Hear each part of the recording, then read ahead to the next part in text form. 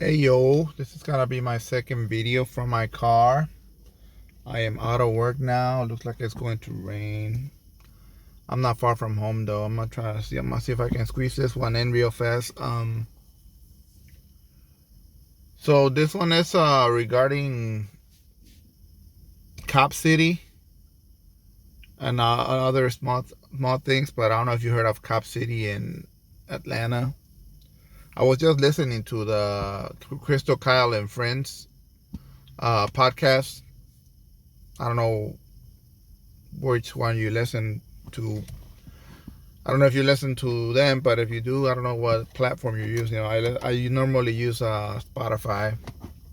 I don't listen to them like all the time, but fairly enough, especially if it's a guest that I like. And so they had Steven Donziger on really for this one episode for this podcast episode. And if you're not familiar with Steven Donziger and you're the type of person that cares about climate change, the environment, pollution, poisoning of our soil, our air, our water, etc., etc. You kind of owe it to yourself to learn about Steven Donziger and his story, his really unfair prosecution. Let me just give you a quick rundown of the the key players in his case. It's Steven Donziger in Ecuador suing Chevron, I believe, and so he's the lawyer for indigenous people in Ecuador whose forest got poisoned by not Chevron but Texaco. Chevron bought Texaco, I believe so. And so Texaco's problems became Chevron's problems.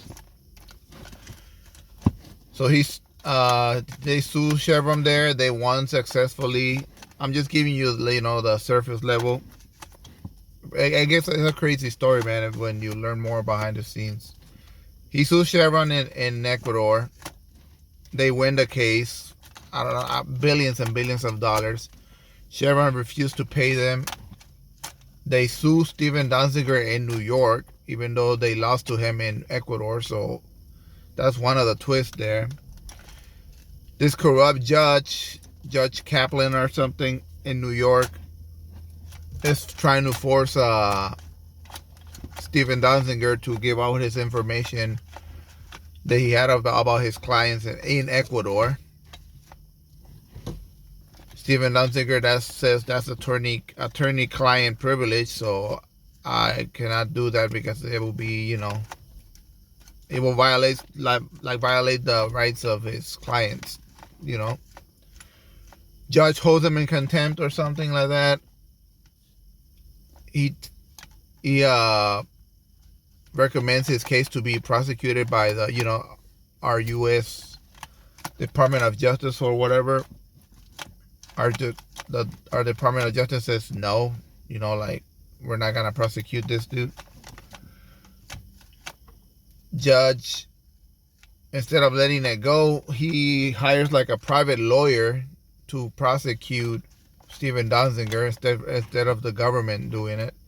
Let that be another red flag, you will hardly ever hear that. You will never hear that. I think, at least it's the first time I ever hear that about a private lawyer who, by the way, worked for a law firm that represented Chevron too. So you can just smell the corruption as you learn more about the story. So anyways, he talked about his case. It's totally corrupt, totally you can see how corporations are like slowly but surely just running our government, and how many people say our government is by the corporations, for the corporations, and however they say it, for the corporations instead of by the people, for the people, of the people. a very clear cut example of how that's happening with Steven Donziger. So anyways, he talked about his story. Highly recommend you go check it out. You go listen to it on Crystal Kyle and Friends on the podcast, their podcast version. Spotify is what I use. You use, I don't know. I'm sure they're on all the other platforms as well. He talked about. They asked him about Cop City in Atlanta. He's familiar with it because because there's a lot of protests about this facility being built in Atlanta for police, like a big training center for police. It's being protested by a lot of people who know, because police, they have not had the best reputation lately. And they're finally being, the magnifying glass is being focused on them a little more now. So, like, you can see more and more of the corrupt ways of our police department too, and how they abuse their power, really. How they have too much power in so many cases, and how in many ways they end up murdering innocent people or just abusing their rights outright. So anyways, they're trying to build this big cop city in Atlanta. And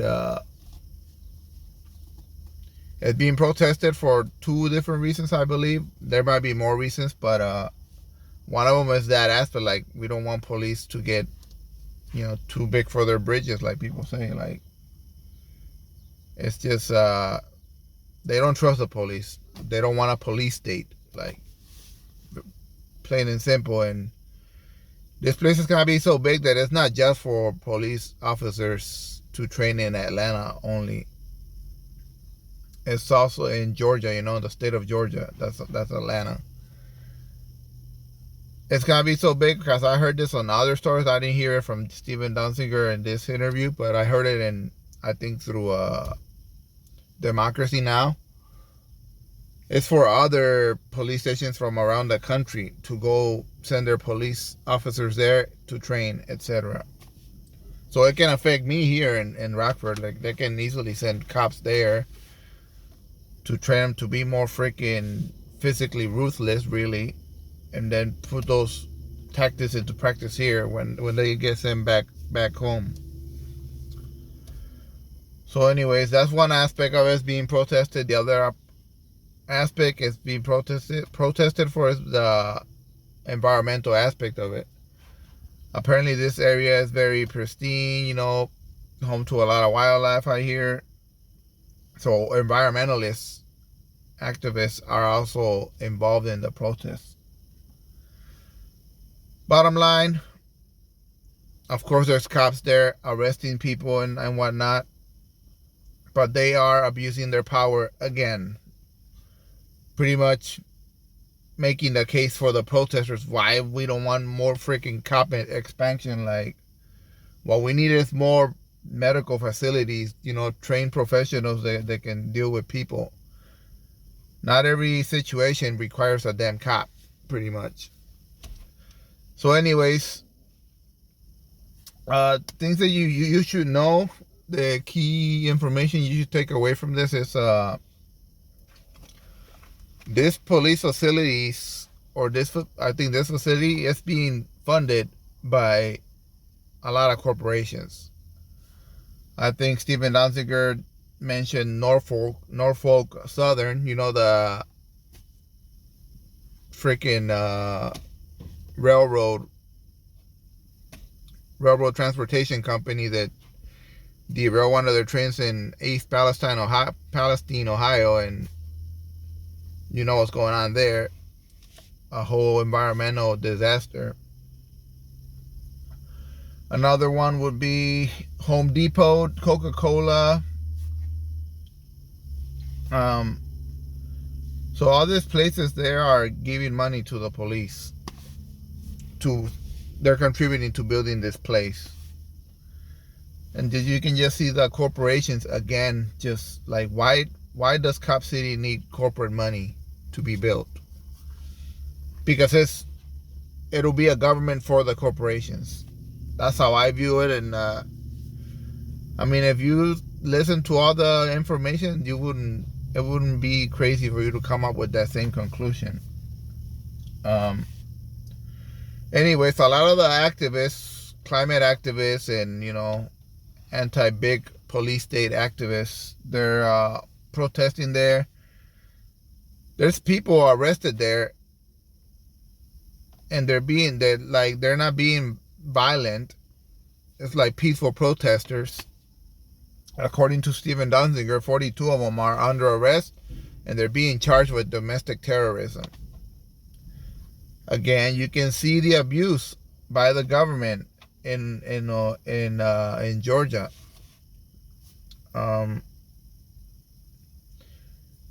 Not to mention an activist there. If you're familiar with Cop City, the story about it at all. Like if you heard it in the background, you might have heard of a nickname or a person they used to call Totuguita. Totuguita means little turtle or small turtle or something like that. The guy's real name was Manuel Páez Teran or something like that. Teran? Manuel Páez Teran. Or Toran. This dude was shot more than 10 times or over a dozen times. And the police, the government side in Georgia, they're not releasing the autopsy results.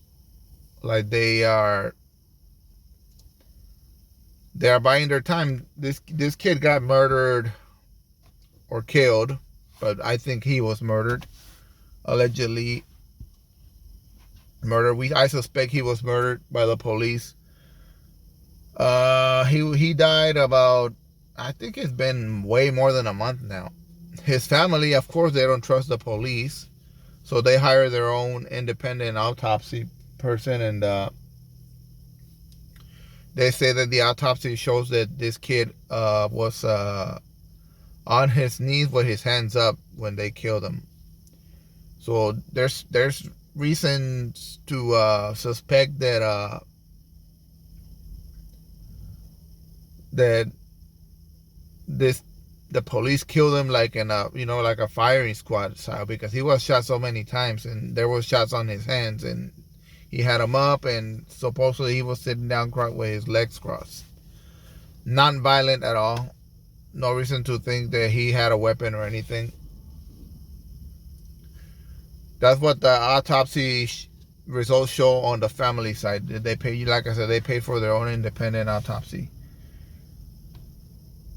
We still don't know who are the cops that shot and killed him, and it's not showing. They're just not releasing any information on the killing of Totuguita. So there's a lot there to look at, to be aware of.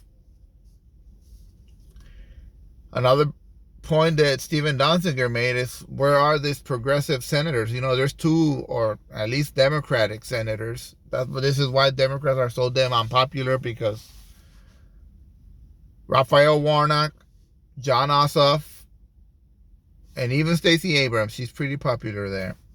Although I call her a less slack because she has no government power. She's not elected to anything, but she has enough name recognition to shed light on this issue. And none of the three names from the Democratic side, so-called progressives, they have said jack squat about the police abuse, about the killing of Totuguita, about Cop City at all. They're just saying nothing, and it's happening right there in their own state. And so I know Marianne Williamson has. I think she opposes Cop City as well, and she is aware about Totuguita, what happened to him. But yeah, it's just another example of why the Democratic Party needs to be freaking challenged more from the left. It's unbelievable that none of these people have said anything. Raphael Warnock, a pastor or whatever of his church, and John Ossoff too. Like, you either care about people or you don't, man, because people's rights are being abused in Atlanta. Those 42 people that are, I don't even know if they're even being charged with anything. They're just being held as prisoners, and like they haven't presented any charges at them, and they won't let them out. And the judges are in it too. They're not letting them make bail, so they can go home. So they're holding them against their will, and I think their rights are being violated. Imagine being charged with domestic terrorism for exercising your right to protest peacefully. And so, yeah, I guess I'm just trying to do my part, spread the word, and yeah, if you want like more detail, greater detail on this, a more cogent speaker too, because I know my limitations. I'm well aware of them. I recommend you go listen to that Crystal Kyle and Friends podcast with Steven Donziger. Boy, his story is amazing, and not in a good way.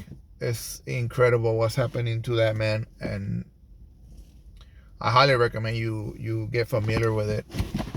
Not just through Crystal Kyle and Friends. He's been on Breaking Points. He's been in several, independent left media stories. His story's been told, and you're not gonna get the whole story on this one podcast. That's what I'm trying to say. But it's a good start, and you should look for him on, I don't know, all the other ones. Breaking Points. I think what's her name? Katie Halper talked about him too.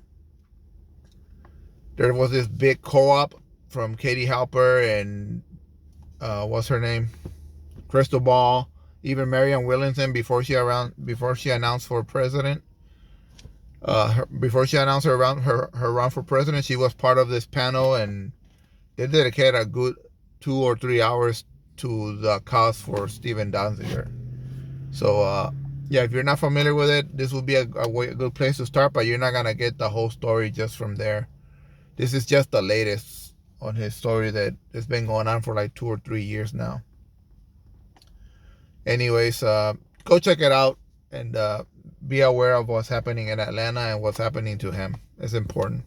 At least I think so.